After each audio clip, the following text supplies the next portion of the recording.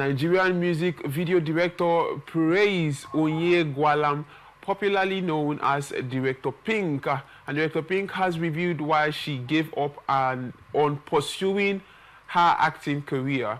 The award-winning cinematographer explained that the humiliation and sexual exploitation of aspiring actors made her quit that career path. In a recent interview, Director Pink said the humiliation of standing on long queues at movie auditions and shady calls from male filmmakers inviting her to compromising location made her switch career to become her own boss. She said, and I quote, "I want to be an actress, but the humiliation was too much. Long queues, shady, come to this location calls. I said, no."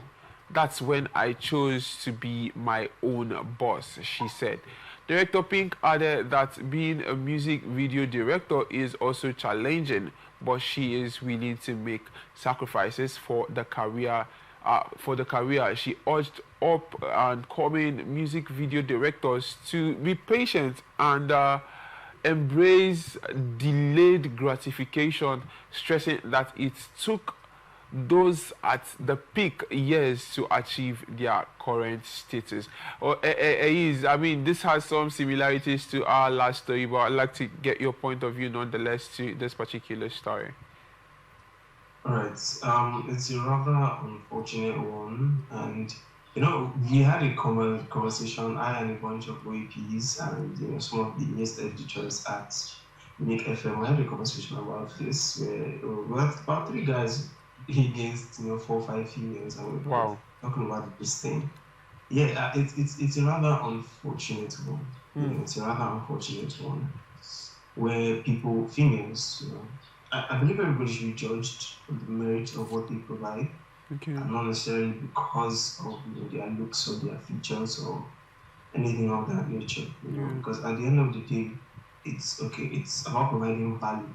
And if you provide value, why is there a question of if I provide value to you, see, this is your office. Let's sign it. I'll work here. I'll provide the value. Don't make it that could meet that. No, because what's that for? Am I going to work at the shady location? It makes no sense. But then again, it's a sad reality. But I'm proud that she took it as a learning moment and not a moment of defeat, and not a moment to give up or lose her values. Because a lot of people do tend to lose their values. They lose their values in situations like this. And it's like, you just compromise. But she said, no, I'm going to stand up for what I believe in. I'm going to make a name for myself. And she mentioned the point of delayed gratification. So many people nowadays forget that consistency is what builds solid. There are so many incidences of people that I know personally, that got cash through illicit means, hundreds of millions, and as of today, they are begging on the streets. They are trying to put their lives in order, because when you work for it, it helps you appreciate it better. True. I'm not saying that there are not those that don't necessarily, that don't participate in illicit activities, but their wealth doesn't last. I'm saying an exception to the rule is not a change to the rule. Those people are an exception compared to the large majority that will blow through that cash, and most of them end up ruining their lives because you're not prepared for what came. You didn't build a foundation. You didn't learn to value it. It's just, money is going to come again. The money will drop. I will pick again. What happens when you don't? What happens when you can't go back to that level? And it forces you to delve into deeper and deeper and deeper and deeper into the world of illicit money making until you've gotten to a point of no return.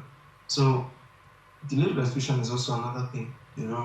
It's I want to be flashy, I want to live this, I want to live that. Why not plan? Why not strategize? So the young people that this shows man, for delayed gratification is not. If you make it big one time, fine, all well and good. There's nothing wrong with that. But sometimes delayed gratification just helps you appreciate what you have better and plan accordingly. Delayed gratification helps you plan accordingly.